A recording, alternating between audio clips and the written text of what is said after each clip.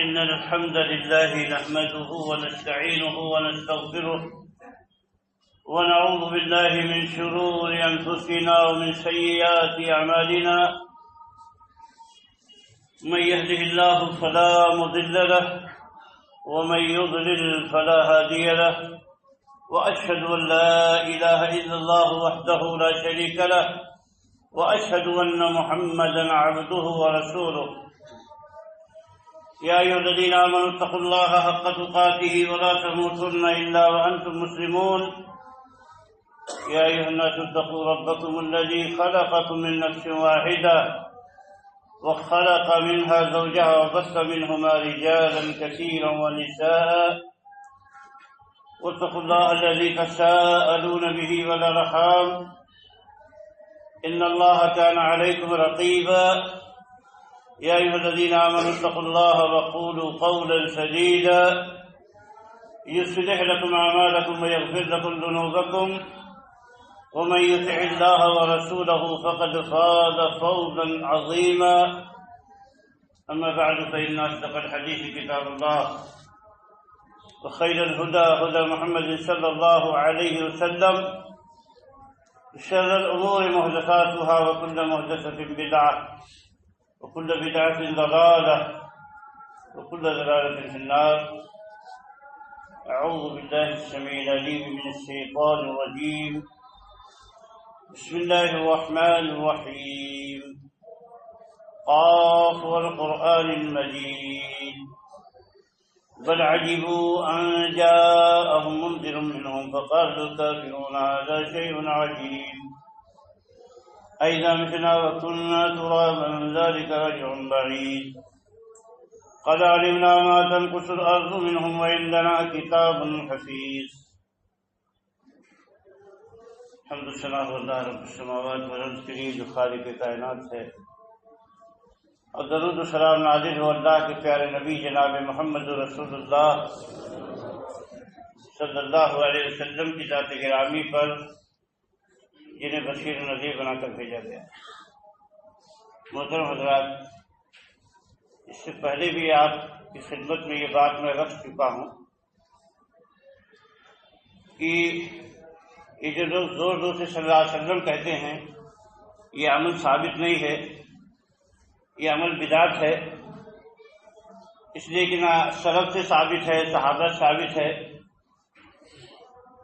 بعض علماء نے کہا ہے کہ اگر کسی کو کہنا ہی ہو تو دل میں کہہ دے، حالانکہ بہتر ہے کہ کہے ہی نہیں، چپ چاپ رہے، کیونکہ جمعہ کے دن خاموشی کے ساتھ خطبہ سننے کا حکم دیا گیا ہے. کسی کو بولنے کی اجازت نہیں ہے خطبے کے وقت. خطبے کے وقت سب کو خاموش خطبہ سننا ہے. اللہ کے نبی صلی اللہ علیہ وسلم ارشاد فرماتے ہیں کہ افعلوا الخیر دہرکم وتعرضوا لنفحات رحمت اللہ فإن للہ نفحات من رحمته يصيب بها من يشاء واسألوا اللہ لکم ان یستر عوراتکم وان یؤمر روعاتکم. زندگی بھر نیکیاں کرتے رہو، بھلائی اور خیر کے کام کرتے رہو، اور اللہ کی رحمت کے جھونکوں کے روبرو ہو لیا کرو، اس لیے کہ اللہ تعالیٰ کی رحمتوں کے جھونکے چلتے ہیں، اور جن کو چاہتا ہے اللہ تعالیٰ اپنے بندوں میں سے ان جھونکوں سے نواز دیتا ہے. اور اللہ سے یہ دعا مانگا کرو کہ اللہ تعالیٰ تمہاری پردہ پوشی فرما دے، تمہارے عیبوں کو چھپا دے، اور خوف سے تمہیں امن میں رکھے. اللہ سے یہ دعا مانگا کرو. بے شک بندے مومن ہمیشہ اللہ کی رحمتوں کی جستجو میں ہوتا ہے، اور اس کا یہ عقیدہ پختہ ہوتا ہے کہ اللہ تعالیٰ نے اس دنیا میں اس کو نیکیاں کرنے کے لیے پیدا کیا ہے، اس سے اچھے اعمال مطلوب ہیں، گناہوں سے پرہیز کرنے کا اللہ نے حکم دیا ہے. لیکن یہ بھی بات ہے کہ کبھی کبھی انسان سے گناہ ہو جاتا ہے، غلطیاں ہو جاتی ہیں، کوتاہیاں ہو جاتی ہیں، تو اللہ تعالیٰ ان کی تلافی کے لیے بندوں کو موقع عطا فرماتا ہے. خاص مثلاً ہر ہفتے میں اللہ تعالیٰ اپنے مومن بندوں کو جمعہ کا دن دیتا ہے۔ امام ابن قیم رحمۃ اللہ علیہ فرماتے ہیں کہ ہر ملت کو اللہ تعالیٰ نے ایک دن عبادت کے لیے خاص عطا کیا، اور محمد صلی اللہ علیہ وسلم کی امت کو جمعہ کا دن عطا کیا گیا۔ ایسے ہی اس جمعہ کے دن کی ایک خصوصیت یہ ہے کہ اس میں ایک گھڑی ایسی ہوتی ہے کہ جس میں ایسے ہی دعا قبول ہوتی ہے جیسے لیلۃ القدر میں دعا قبول ہوتی ہے۔ عصر کے بعد وہ گھڑی آتی ہے جس میں اللہ تعالیٰ کے یہاں جب بندہ دعا مانگتا ہے تو دعا قبول ہوتی ہے۔ ایسے ہی رمضان کا مہینہ اللہ تعالیٰ نے عطا فرمایا سال بھر میں، اور زندگی بھر میں اللہ تعالیٰ نے حج عطا کیا ہے۔ امام ابن قیم فرماتے ہیں جس کا جمعہ اچھا نکل گیا اس کا پورا ہفتہ اچھا نکلے گا، اور جس کا رمضان اچھا گیا اس کا پورا سال اچھا جائے گا، اور جس کا حج اچھا گیا اس کی پوری عمر اچھی جائے گی۔ جمعہ ہفتے کی میزان ہے، رمضان مہینے کی میزان ہے، اور حج زندگی بھر کی عمر کی میزان ہے۔ وہ اللہ تعالیٰ اپنے بندوں کو ایسے مواقع عطا فرماتا ہے، اور خوش قسمت ہیں وہ لوگ جو ان موقعوں سے خصوصی فائدہ اٹھا لیتے ہیں، اور جو نہیں اٹھاتے وہ حقیقت میں محروم۔ اللہ کے نبی صلی اللہ علیہ وسلم فرمایا رمضان کے بارے میں کہ من حرم خیرہ فقد حرم، کہ جو اس مہینے کی بھلائیوں، نیکیوں اور مغفرتوں سے محروم رہ گیا، حقیقت میں وہ اس لائق ہے ہی کہ محروم کر دیا جائے۔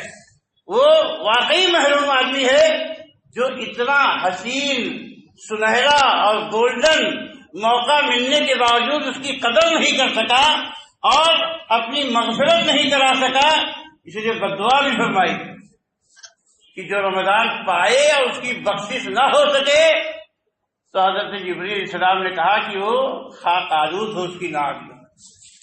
تو اللہ کے نبی صلی اللہ علیہ وسلم نے اس پہ آمین کہی۔ آپ دیکھ رہے ہیں کہ اللہ تعالیٰ کی مہربانیاں بندوں کے ساتھ کتنی۔ ایک بات آپ دھیان میں رکھیں کہ اس دنیا میں جتنے دھرم، جتنے فلسفے ہیں، وہ اس بات کو تسلیم کرتے ہیں منحرف انداز میں، صحیح مشرکانہ انداز میں، کافرانہ انداز میں، کہ انسان کا نفس گندا ہو جاتا ہے، اس کے اندر سلبی توانائیاں پیدا ہو جاتی ہیں جو اس کی ایجابی توانائیوں پر حملہ آور ہوتی ہیں، اور انسان کی زندگی پہ اس کا منفی اثر پڑتا ہے۔ اور جب تک انسان اپنے آپ کو پاک صاف نہ کر لے تب تک اس کی نجات نہیں ہو سکتی۔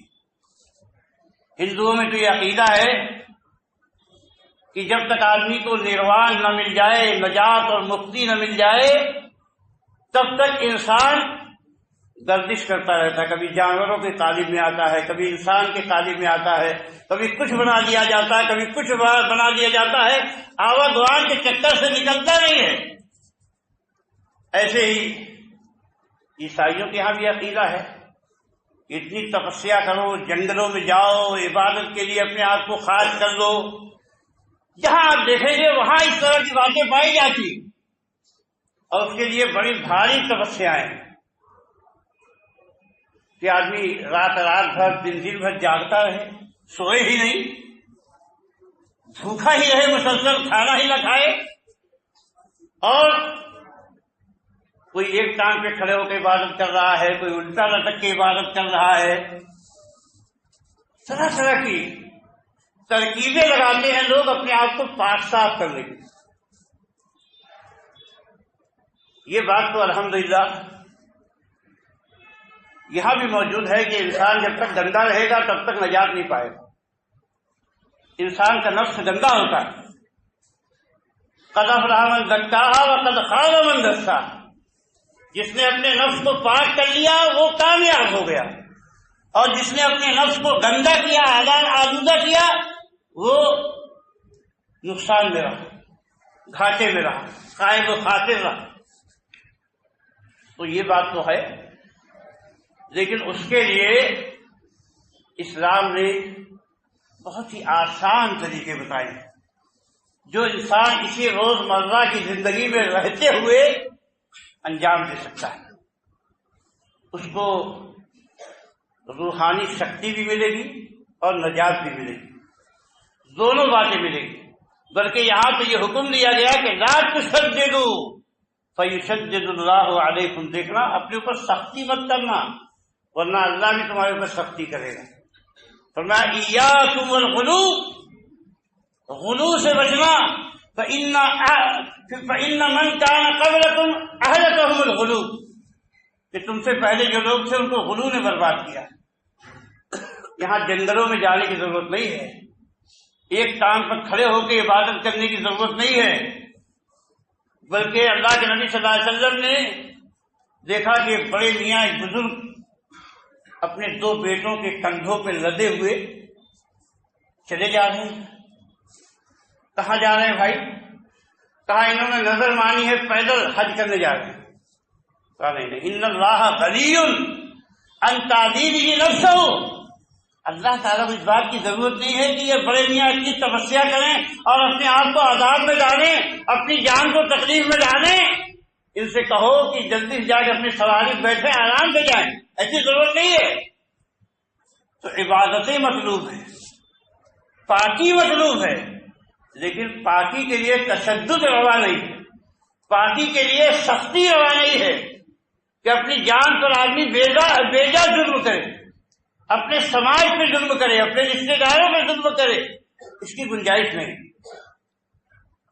ضروری ہے کہ انسان اللہ کی رہنمائی کے مطابق اپنے آپ کو پاک صاف کرنے کی کوشش کرے. اللہ تعالیٰ نے قرآن مجید میں ارشاد فرمایا یا ایھا الذین آمنوا کتب علیکم الصیام کما کتب علی الذین من قبلکم لعلکم تتقون، کہ اے ایمان والو تم پر روزے فرض کیے گئے ہیں ایسے جیسے پچھلی امتوں پہ فرض کیے گئے. مقصد کیا ہے؟ تاکہ تم متقی ہو جاؤ، تقوی تمہارے اندر پیدا ہو جائے. اللہ تعالیٰ نے تقوی پیدا کرنے کے لیے انسان کو ترکیبیں بتائی اور اس کے لیے یہ اللہ کی مہربانی ہے کہ انسان کو اپنی عقل کے ساتھ بھٹکتا ہوا نہیں چھوڑا گیا. اب آپ یہی دیکھ لیجیے کہ وہ کہتے ہیں کہ انسان کی زندگی پہ ستاروں کا اثر ہے. انسان دیکھے کہ ستاروں کی چال کیا ہے، ستاروں سے موافقت، کب انسان پیدا ہوا، کس سے شادی کرے، کیسے سفر کرے، کیسے تجارت کرے. انسان کی زندگی پہ پتھروں کا اثر ہے، کوئی نیلم پہنے، کوئی پخراج پہنے، کوئی عقیق پہنے. ایسے ہی رنگوں کا اثر ہے، کسی کو کالا رنگ سوٹ کرتا ہے، کسی کو سبز رنگ سوٹ کرتا ہے، کسی کو نیلا رنگ سوٹ کرتا ہے. یہ سب چیزیں اس کی نجات اور مکتی سے جڑی ہوئی ہے. لیکن اسلام کیا کہتا ہے؟ سب کچھ تمہارے لیے سوٹ کرے گا اگر جائز و حلال طریقے سے حاصل کرتے ہو اور اپنے رب کے پابند رہتے ہو. باقی کچھ تم کو دیکھنے کی ضرورت نہیں ہے. اور نہ اپنے آپ کو ستاروں سے جوڑو، نہ پتھروں سے جوڑو، نہ انسانوں سے جوڑو، اپنے آپ کو اپنے معبود سے جوڑو. معبود سے جوڑنا ہی کامیابی کی ضمانت، نجات کی ضمانت اور سربلندی کی ضمانت ہے. اسی لیے اللہ کے نبی صلی اللہ علیہ وسلم فرمایا کہ ترکتکم علی محجۃ البیضاء لیلھا کنہارھا لا یزیغ عنھا الا ہالک، کہ دیکھو میں تو تمہیں روشن صحرا پہ چھوڑے جا رہا ہوں. یہاں بہکنے کا، تامک دنیا مارنے کا، ٹھوکروں اور لغزشوں کا گمان نہیں ہے. اس کی راتیں بھی دنوں کی مانی چمکدار ہیں، چمچماتی ہوئی راہ ہے. اس کو وہی چھوڑے گا جس کو ہلاک و برباد ہونا.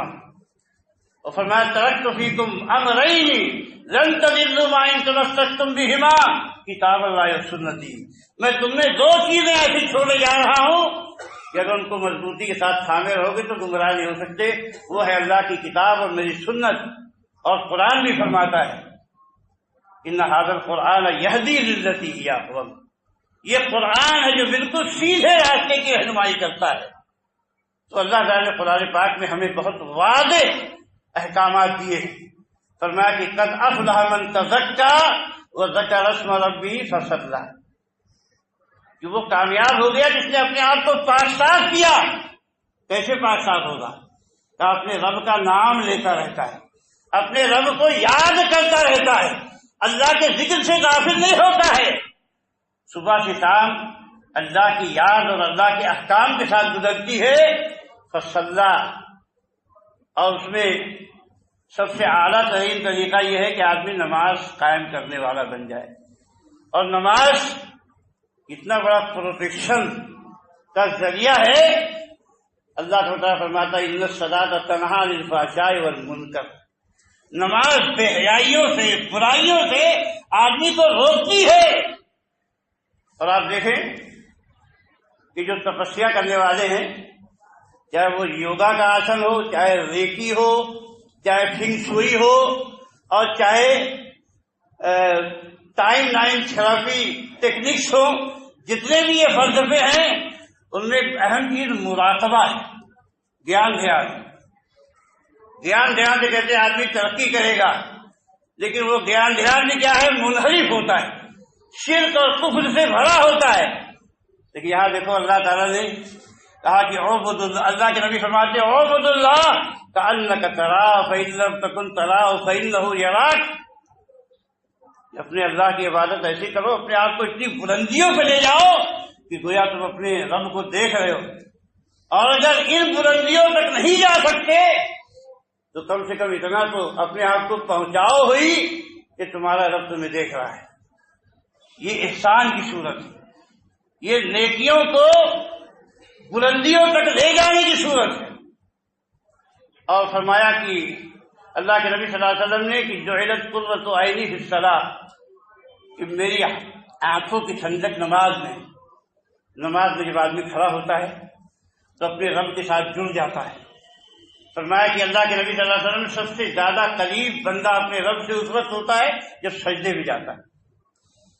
براہ راست تعلق قائم ہو جاتا ہے انسان کا. اور سورہ فاتحہ جیسی اللہ تعالیٰ نے سورت عطا فرمائی ہے غور و فکر کے لیے، بہت مارکے کی چیزیں اس کے اندر پائی جاتی ہیں، لیکن اس تفصیل میں جانے کا فی الحال موقع نہیں ہے. اللہ تعالیٰ نے فرمایا کہ روزے تم پر یوں فرض کیے گئے جیسے پہلی امتوں میں فرض کیے گئے تاکہ تمہارے اندر تقویٰ پیدا ہو. تقویٰ کیسے پیدا ہوگا؟ آدمی متقی کیسے بنے گا؟ اللہ تعالیٰ فرماتا سارعوا الی مغفرۃ من ربکم وجنۃ عرضها کعرض السماء والارض اعدت للمتقین. تو بھاگو جلدی سے، جلدی کرو، دیر مت کرو، فرصت عمر کم آئے. دیکھتے نہیں ہو؟ ارے فلاں صاحب جانتے ہو، آپ کو پتا چلا؟ ارے وہ فلاں تو جا رہے تھے، راستے میں گرے، ہارٹ اٹیک آیا، ختم ہو گئے، رخصت ہو گئے. آپ کو پتا ہے فلاں چلے جا رہے تھے، پیرالائسس ہو گیا، ان کو لقوہ مار گیا، اب تو بولنے کے لائق ہی نہیں رہے، زبان ہی بند ہو گئی. فلاں صاحب کا منہ لاک ہو گیا، فلاں صاحب کی کڈنی فیل ہو گئی، فلاں صاحب ارے کینسر ہوا، 15 دن میں رخصت ہو گئے. دیکھ رہے ہو، فرصت عمر کی کوئی گارنٹی نہیں ہے. اسی لیے کہا سارے ہو، جلدی سے آ جاؤ. کہاں آ جاؤ؟ اپنے رب کی بخشش مانگنے کے لیے، اپنے رب کی بخشش پانے کے لیے. سارعوا الی مغفرۃ من ربکم وجنۃ، اپنے رب کی جنت کی طرف دوڑ لگاؤ کہ جس کی چوڑائی آسمان اور زمین کے برابر ہے. کس کے لیے تیار کی گئی ہے؟ وہ عزت للمتقین، متقیوں کے لیے تیار کی گئی، متقیوں کے لیے تیار کی گئی. کون ہے متقی؟ الذين ينفقون في السراء والضراء والكاظمين الغيظ والعافين عن الناس والله يحب المحسنين. فرمایا کہ جو خوشحالی میں، تنگ دستی میں ہمیشہ اللہ کی راہ میں خرچ کرتے رہتے. آج دیکھ رہے ہو کہ خرچ تو کرتے ہیں لیکن 10-10 لاکھ روپے کی منگنی کرتے ہیں. 50-50 لاکھ کی نہیں 2-2 کروڑ کی شادی کرتے ہیں جن کے پاس پیسے ہیں، اور 50-50 لاکھ کا اپنے گھروں کا ڈیکوریشن کراتے ہیں، اور کئی لاکھ روپے کے جوڑے بھی پہنتے ہیں۔ آج اندھیر کی کوئی انتہا نہیں ہے جو مسلمانوں میں ہو رہی ہے، جو قرآن و سنت کا دعویٰ کرنے والوں میں ہو رہی ہے۔ مسلمان ایک جماعتی قوم ہے، اجتماعی فکر کے ساتھ جینے والی قوم ہے۔ اللہ کے نبی صلی اللہ علیہ وسلم کے بارے میں آتا ہے کہ اللہ کے نبی سے بڑھ کر کوئی سخی اور فیاض نہیں تھا، اور اللہ کے نبی صلی اللہ علیہ وسلم رمضان سے زیادہ کبھی سخی ہوتے تھے، اور رمضان میں کان اجود بالخیر من الریح المرسلہ، رمضان میں اتنے سخی اتنے فیاض ہو جاتے تھے جیسے کھلی ہوئی ہوا، کہ کھلی ہوئی ہوا جیسے سب کو لگتی ہے۔ صحابہ کرام کے بارے میں آپ جانتے ہیں کہ کتنا خیر کا جذبہ ان کے اندر تھا۔ آخر وہ تو بھی پیسے والے تھے، ان میں پیسے والے نہیں تھے۔ عبد الرحمن ابن عوف کی شادی ہو گئی، پتہ ہی نہیں چلا اللہ کے نبی صلی اللہ علیہ وسلم کو بھی، فلاں کی شادی ہو گئی، فلاں کی شادی ہو گئی۔ اللہ کے نبی صلی اللہ علیہ وسلم کی شادی ہوئی، لوگوں سے کہا کہ تم لوگوں کے پاس کھانے کے لیے کیا کیا ہے؟ کوئی ستو لے آیا، کوئی کھجور لے آیا، کوئی شہد لے آیا، کوئی گھی لے آیا، جس کے بعد جو تھا سب کو ملا کے ایک ہی دسترخوان پہ رکھا گیا اور کہا کھاؤ، یہ محمد کا ولیمہ ہے صلی اللہ علیہ وسلم۔ ہے کوئی مائی کا لال، کوئی بڑا مولوی، کوئی بڑا عالم، کوئی بڑا شیخ جو نبی کو اپنا آئیڈیل مانتا ہو، جو صحابہ کو اپنا آئیڈیل مانتا ہو، اور اتنی ہمت جٹائے کہ چاہے برادری چولہے بھار نہ جائے، چاہے سماج کچھ بھی کہے، معاشرہ کچھ بھی کہے، میں 10 آدمیوں کو بلا کے ولیمہ کھلا کے نکاح کر دوں گا، اور کسی کو پتہ نہیں چلے گا۔ جاؤ کہاں 5-5 ہزار کارڈ چھاپے جاتے، 5-5 ہزار کارڈ۔ آئیڈیل کس کو مانا ہے ہم نے؟ نبی کی زندگی میں ایک مثال لے آؤ، صحابہ کی زندگی سے ایک مثال لے آؤ، ائمہ دین کی زندگی سے ایک مثال لے آؤ۔ عبداللہ ابن مبارک کے پاس بھی بہت پیسہ تھا، ہو سکتا ہے تم سے زیادہ ہو، لیکن ہر سال اپنے محلے کے کئی لوگوں کو حج کراتے تھے۔ روزانہ کا وظیفہ بنا ہوا تھا، بیواؤں کا، یتیموں کا، مسکینوں کا، طالب علموں کا۔ اور آپ کے پاس کتنوں کی فہرست ہے؟ جو 50 لاکھ شادی میں خرچ کرتا ہے، اس کا سگا بھائی بیمار ہوتا ہے، اس کے پاس علاج کے لیے پیسہ نہیں ہوتا ہے، اس کا سگا بھائی، اس کے بچے تعلیم سے محروم ہو جاتے، فیس دینے کا پیسہ نہیں ہوتا اس کے پاس، اس کی سگی بہن، اس کی پھوپھی کا بیٹا، اس کے ماموں کا لڑکا، اس کے نانا کے گھر والے۔ اب بتاؤ کہ کہاں ہے ایمان اور اجتماعیت کے تقاضے، کہاں ہے آئیڈیل اور اسوہ رسول کا، کہاں ہے اسوہ صحابہ کرام کا؟ اللہ کے نبی صلی اللہ علیہ وسلم کی یہ حدیث بھی سن لو کہ ان من شرار امتی الذین غزوا بالنعیم یطلبون الوان الطعام والوان الثياب ويتصدقون بالكلام، کہ میری امت کے بدترین لوگوں میں سے، سب سے برے لوگوں میں سے وہ ہیں جن کو عیش و آرام کی غذائیں ملی، نعمتوں میں پالے گئے، رنگ رنگ کے کھانے ڈھونڈتے ہیں، رنگ رنگ کے کپڑے تلاش کرتے ہیں، اور بڑی بڑی باتیں چبا چبا کے باتیں کرتے ہیں۔ اللہ کے نبی کیا فرمایا؟ میری امت کے بدترین لوگ ہیں۔ کبھی سوچتے بھی ہو، غور کرتے ہو، کہتے ہو کہ ہم اپنی زندگی انجوائے کرنے کے حقدار ہیں، اپنی زندگی جینے کے حقدار ہیں؟ نہیں، لقد کان لکم فی رسول اللہ اسوۃ حسنہ لمن کان یرجو اللہ والیوم الآخر وذکر اللہ کثیرا، کہ تمہارے لیے رسول کی زندگی میں جو اللہ کا اور یوم آخرت کا ایمان کا امیدوار ہو اور اللہ کا ذکر کثرت سے کرتا ہو، اس کے لیے نبی کی زندگی میں اسوہ ہے، نبی اپنی بیٹی فاطمہ کے گھر میں گئے اور دروازے ہی سے واپس پلٹ گئے، دعوت نہیں کھائی اپنی بیٹی کے گھر میں، بیٹی کے گھر سے واپس چلے گئے۔ بیٹی نے دوڑایا اپنے شوہر علی مرتضیٰ کو کہ جاؤ دیکھو کہ بابا ناراض ہو کے کیوں چلے گئے۔ حضرت علی بھاگے ہوئے گئے، کہا اللہ کے رسول کیا غلطی ہم سے ہوئی، کیا گناہ ہوا، کیوں آپ واپس تشریف لے آئے؟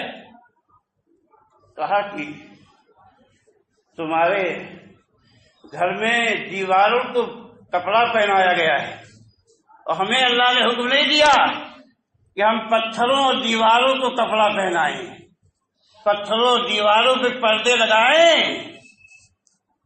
اللہ کے نبی صلی اللہ علیہ وسلم تو یہ کپڑا لگا لے واپس چلے گئے، یہاں 20-20 لاکھ 50-50 لاکھ کا ڈیکوریشن، کوئی انتہا ہے؟ کہاں آئیڈیا، کہاں نمونہ، کس کو آپ نے نمونہ بنایا، کس کو آئیڈیا بنایا؟ آج ملت کی ضرورتیں آپ کو پتا ہے کہ کتنے بھوکے، کتنے ننگے، کتنے جاہل، تعلیم سے محروم، علاج کے محتاج، ضرورت مند ہیں۔ آخر اللہ کے نبی صلی اللہ علیہ وسلم کی حدیث پڑھی کہ من نفس مومن قربۃ من قرب الدنیا نفس اللہ عنہ قربۃ من قرب یوم القیامہ، کہ جو کوئی آدمی کسی بندے مومن کا ایک رنج و غم دنیا کا مٹا دے، دن قیامت میں رب تعالی اس کے رنج و غم کو مٹائے گا۔ اور فرمایا کہ من یسر علی معسر فی الدنیا یسرہ اللہ فی الدنیا والآخرہ، کہ جو آدمی کسی تنگ دست کے لیے دنیا میں آسانی پیدا کر دے تو اللہ دنیا میں بھی اس کے لیے آسانی پیدا کرے گا اور آخرت میں بھی آسانی پیدا فرمائے گا۔ اور فرمایا کہ من ستر علی مسلم سترہ اللہ فی الدنیا والآخرہ، کہ جو دنیا میں کسی مسلمان کے عیب پہ پردہ ڈالے گا، اللہ دنیا میں بھی اس کے عیب پہ پردہ ڈالے گا، آخرت میں بھی اس کے عیب پہ پردہ ڈالے گا۔ آپ دیکھ رہے ہو، کبھی اس پہ غور کیا، کبھی اس پہ سوچا؟ اللہ کے نبی فرماتے ہیں کہ میں اپنے بھائی کی کسی ضرورت پوری کرنے کے لیے اس کے ساتھ چلا جاؤں، میرے نزدیک یہ بات اس سے کہیں بہتر ہے کہ میں اس مسجد میں مہینہ بھر اعتکاف کروں، مہینہ بھر اعتکاف کروں۔ ٹھیک ہے، یہ سب تو چانس ہیں، لیکن چانس ہم کس طرح گنوا رہے ہیں۔ مسلم شریف کی روایت ہے، یا ابن آدم ان تبذل الفضل خیر لک وان تمسکہ شر لک ولا تدام ولا کفاف وابدأ بمن تعول والید العلیٰ خیر من الید السفلیٰ۔ کہا کہ اے ابن آدم، تیرے پاس جو زائد مال ہے اگر تو اس کو خرچ کر دے تو تیرے لیے بہتر ہے، اور اگر تو اس کو خرچ نہ کرے، روک کے رکھے، تو تیرے لیے برا ہے۔ اور فرمایا کہ برابر پہ تجھ پہ کوئی ملامت نہیں ہے کہ تیری ضرورتیں سب پوری ہو جائیں، کسی کا محتاج نہ رہے، تو یہ تیرے لیے بہتر حالت ہے۔ اور فرمایا کہ جو تیری ماتحتی میں ابتدا ان سے کر، اپنی بیوی کو محروم مت کر، اپنے بچوں کو محروم مت کر، اپنے قریبی لوگوں کو، اپنے والدین کو دکھ مت دے، ان کے اوپر کشادگی پیدا کر۔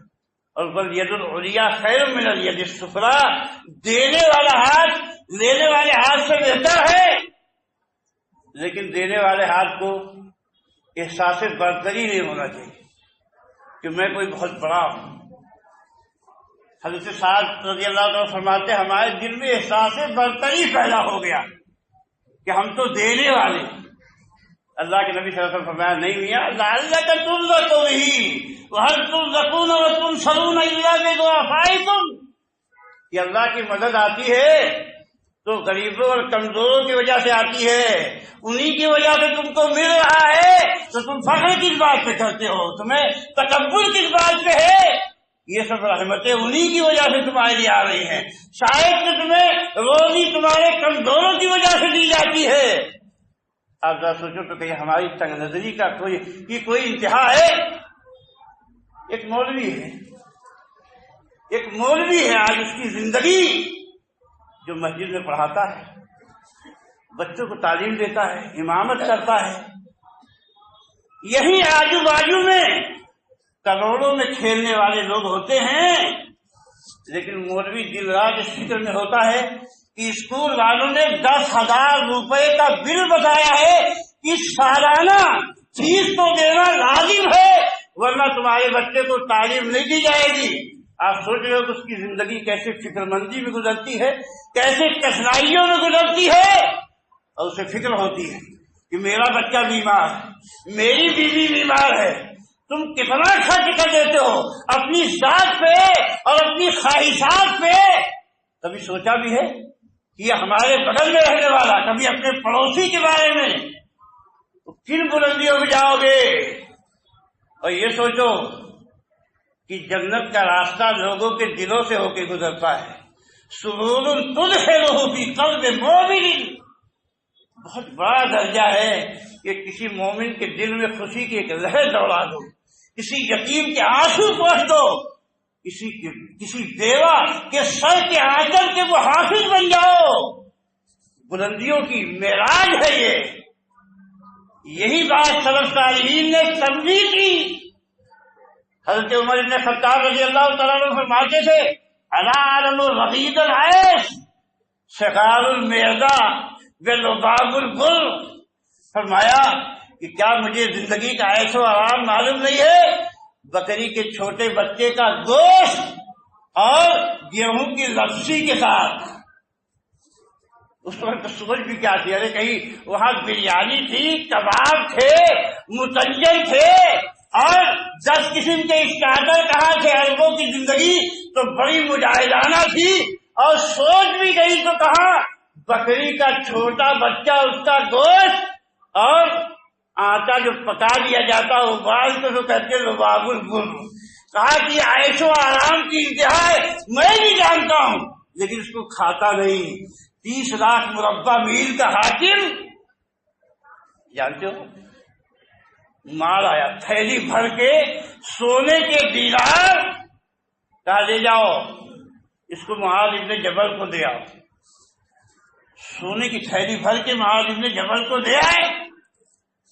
کہا کہ لیکن ذرا میاں وہی رہنا دیکھنا تو تھیلی کا کرتے کیا؟ جیسے تھیلی گئی، معاذ ابن جبل نے چھوٹے چھوٹے بٹوے بنائے اور کہا یہ فلاں یتیم کو دے آؤ، فلاں بیوہ کے گھر میں دے آؤ، فلاں پڑوسی غریب ہے اس کا یہ مسئلہ ہے، دے آؤ۔ کہا اسی مجلس میں پوری تھیلی ختم ہو گئی، لوٹ کے گئے۔ کہا کیا دیکھا؟ کہا وہ تھیلی جو آپ نے دیا تھا وہ تو 10 منٹ بھی نہیں رکی، ختم ہو گئی، چلی گئی۔ کہا اچھا دوسری تھیلی پکڑو، ابو عبیدہ کے یہاں لے جاؤ، ابو عبیدہ کو لے جا کے دے دو، اور وہاں بھی ایسی کرنا، دیکھتے رہنا کیا ہو رہا ہے۔ گئے دیکھا تو ابو عبیدہ نے بھی وہی کام کیا۔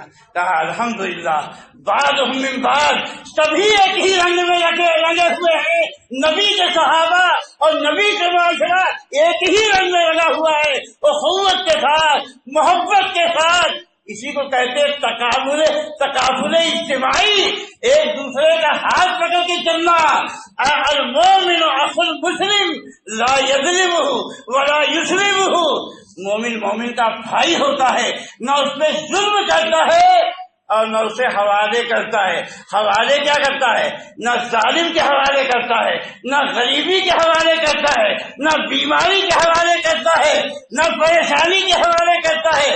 جب تک اپنے بس میں بس ہے، اپنے بازوؤں میں طاقت ہے، اپنی تجوریوں میں کشادگی ہے، میرا بھائی کیوں پریشان ہے؟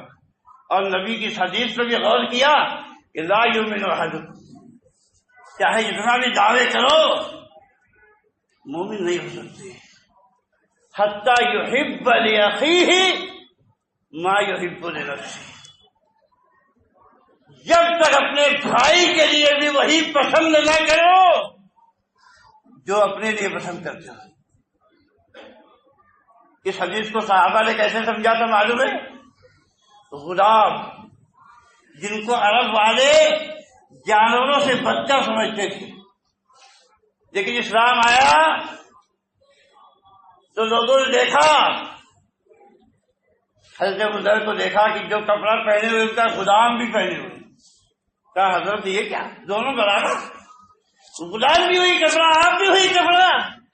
کہا اللہ کے نبی نے فرمایا ہے اللہ نے تمہارے بھائیوں کو تمہاری ماتحتی میں دیا ہے، جو خود کھاتے ہو ان کو بھی کھلاؤ، جو خود پہنتے ہو ان کو بھی پہناؤ، سب کو ایک ساتھ لے کے چلو۔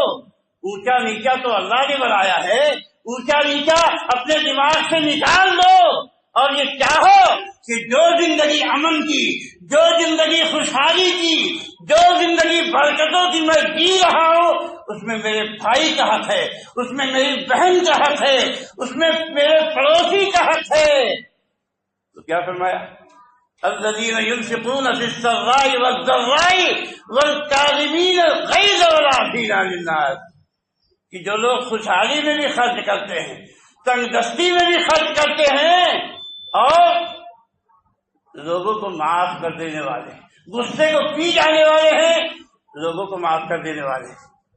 ذرا دیکھو تو کیا مسلم معاشرہ ایسا ہے غصے کو پی جاتا ہے، لوگوں کو معاف کر دیتا ہے، یا ہر وقت آستینیں چڑھ جاتی ہیں، بات بات پہ آستینیں چڑھ جاتی ہیں، زبانیں رواں ہو جاتی ہیں، کہتے ہیں میں نے عید کا جواب پتھر سے دیا، اس نے زبان چڑھائی تو میں نے اس کا تھوڑا بینڈ کر دیا۔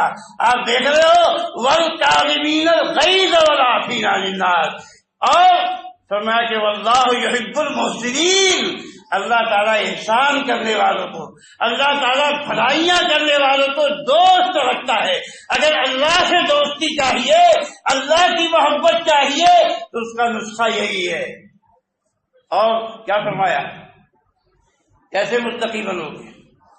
اللہ کے نبی اللہ تعالیٰ قرآن پاک میں فرماتا ہے لیس البر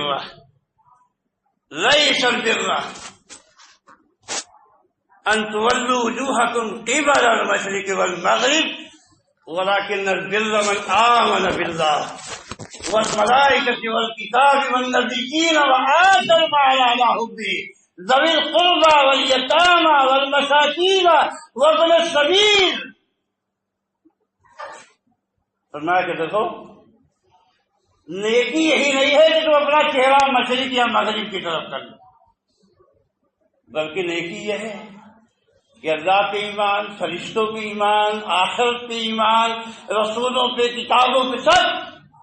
اور اس کے بعد کیا فرمایا کہ وَآتَى الْمَالَ عَلَىٰ حُبِّهِ ذَوِي الْقُرْبَىٰ، مال کی محبت کے باوجود قرابت داروں، رشتے داروں کو مال دیتا ہے، مسکینوں کو دیتا ہے، اور فرمایا کہ یتیموں کو دیتا ہے، گردن آزاد کرنے میں خرچ کرتا ہے، مسافروں کو دیتا ہے، اور فرمایا اقام الصلاۃ وآتی الزکاۃ، کہ نماز قائم کرتا ہے اور زکات دیتا ہے۔ تو اس سے پتا چلا کہ پہلے جو دینے کی بات آئی تھی وہ زکات میں سے نہیں، وہ جو شادی میں 50 لاکھ خرچ کرتا ہے اس کو بچا کے 2 لاکھ خرچ کر کے 58 یا 48 لاکھ دے دیتا ہے۔ ان لوگ ہے کوئی جو اس آئیڈیل پہ آئے، جو اس نمونے پہ آئے؟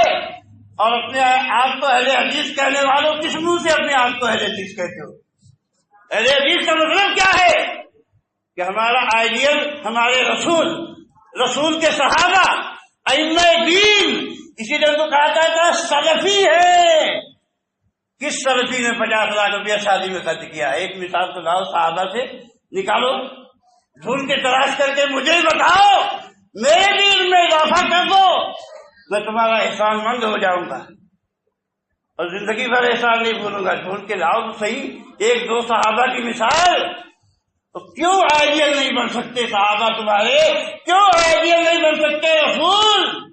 اور کیوں امریکہ والوں کی سنت پہ، کیوں یورپ والوں کی سنت پہ، کیوں ہندوؤں کی سنت پہ جا رہے ہو؟ کیوں رسم و رواج کو جگاتے چلے جا رہے ہو؟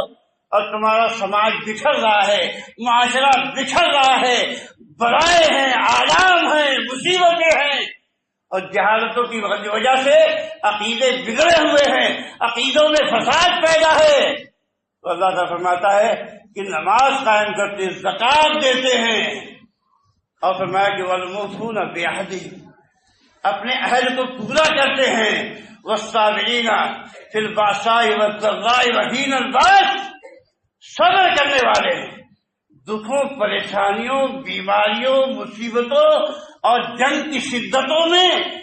اور آگے کیا فرمایا؟ اولئک الذین صدقوا واولئک هم المتقون، یہی سچے ہیں اور یہی متقی ہیں۔ ایک آخری حدیث سنا کے اپنی بات ختم کروں گا۔ دیکھو اللہ کے نبی صلی اللہ علیہ وسلم نے یہ بات واضح کر دی اس امت کو کہ جنت میں جانے کے راستے بہت ہیں۔ مثال کے طور پر حضرت طلحہ رضی اللہ تعالیٰ عنہ نے بیان کیا ہے کہ 3 آدمی بنی عذرا کے اللہ کے نبی صلی اللہ علیہ وسلم کی خدمت پہ آئے اور تینوں ایک ہی وقت مسلمان ہو گئے، تو اللہ کے نبی نے مجھے حکم دیا کہ ان کی دیکھ ریکھ کرنا۔ اللہ کے نبی ایسے کسی کو نہیں چھوڑتے تھے، اپنے صحابہ کو ایک دوسرے کے ساتھ لگا دیتے تھے۔ ایمان کا تقاضا یہی ہے کہ ان کی خبر گیری کرو، ان کی دیکھ ریکھ کرتے رہو، سکھاتے رہو، پڑھاتے رہو، بتاتے رہو۔ تو کہا کہ پھر وہ تینوں میرے ساتھ رہنے لگے۔ اللہ کے نبی نے ایک بار لشکر روانہ کیا تو ایک نے اپنا نام لکھایا، جہاد میں جا کے شہید ہو گیا۔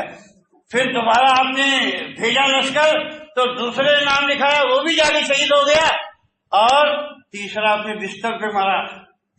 تو میں نے دیکھا خواب میں کہ تینوں جنت کے دروازے میں پہنچے تو جو اپنے بستر پہ مرا تھا اس سے کہا گیا کہ چلو ادھر آؤ، جاؤ جلدی سے۔ دروازہ پہلے اس کے لیے کھل گیا کہ تم پہلے جنت میں جاؤ۔ اور کہتے ہیں کہ جو بعد میں شہید ہوا تھا اس کے بعد دوسرا نمبر اس کا آیا، اور جو سب سے پہلے شہید ہوا تھا آخری نمبر میں اس سے کہا گیا کہ تم جنت میں جاؤ۔ تو کہا مجھے بڑا تعجب ہوا۔ اللہ کے نبی صلی اللہ علیہ وسلم فرمایا کہ تمہیں تعجب کس بات پہ ہے؟ لیس احد افضل عند اللہ من مومن یعمر فی الاسلام بتسبیحہ وتکبیرہ وتہلیلہ، کوئی بھی مومن، کوئی بھی انسان اللہ کے نزدیک اس مومن سے افضل نہیں ہے جس کو لمبی عمر دی اللہ نے اسلام میں۔ کیوں؟ اس کے تسبیح کی وجہ سے، اس کی تکبیر کی وجہ سے، اس کے لا الہ الا اللہ پڑھنے کی وجہ سے۔ اور جب امامہ کہتے ہیں کہ میں اللہ کے نبی صلی اللہ علیہ وسلم لشکر بھیج رہے تو آیا، اور میں نے کہا اللہ کے نبی میں جا رہا ہوں، میری دعا کریے میں شہید ہو جاؤں۔ اللہ کے نبی نے فرمایا اللہم سلمہم وغنمہم، اے اللہ ان کو سلامتی سے لے آنا، مال غنیمت دے دینا۔ پھر میں نے دوبارہ عرض کیا کہ اللہ کے نبی میری دعا کر دیجیے میں شہید ہو جاؤں۔ کہ اللہم سلمہم وغنمہم، اے اللہ ان کو سلامتی سے ساتھ لانا اور غنیمت دے دینا۔ پھر میں نے تیسری مرتبہ عرض کیا کہ اللہ کے رسول دعا کر دیجیے میں شہید ہو جاؤں۔ اللہ کے نبی نے پھر دعا کی اللہم سلمہم وغنمہم، کہ اللہ ان کو سلامتی کے ساتھ لانا مال غنیمت کے ساتھ۔ تو کہا ہم سلامتی کے ساتھ آئے، مال غنیمت دے کے آئے۔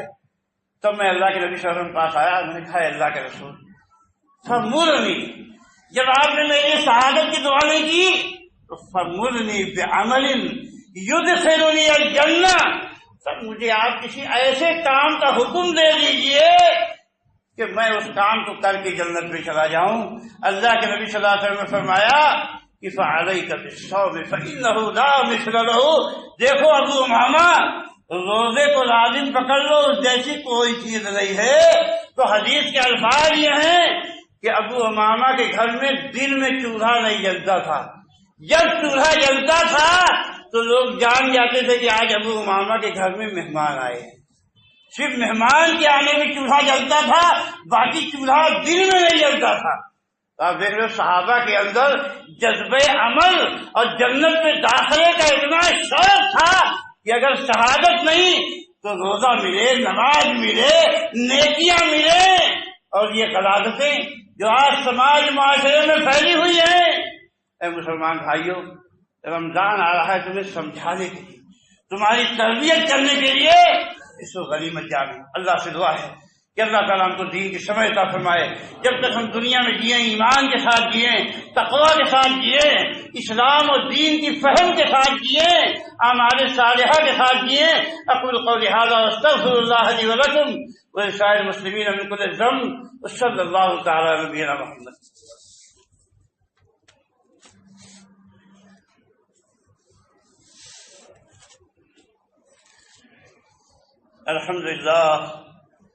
الحمد للہ وحدہ والصلاة والسلام علی من لا نبی بعد اما بعد. اللهم صل علی محمد وعلى آل محمد كما صليت على إبراهيم وعلى آل إبراهيم إنك حميد مجيد. اللهم بارك على محمد وعلى آل محمد كما باركت على إبراهيم وعلى آل إبراهيم إنك حميد مجيد. اللهم انصر الإسلام والمسلمين واخذل الكفرة والمشركين. اللهم دمر ديارهم ومزق جمعهم وخرب بنيانهم وأنزل بهم بأسك الذي لا ترد عن القوم المجرمين. عباد الله رحمكم الله، قوموا إلى صلاتكم.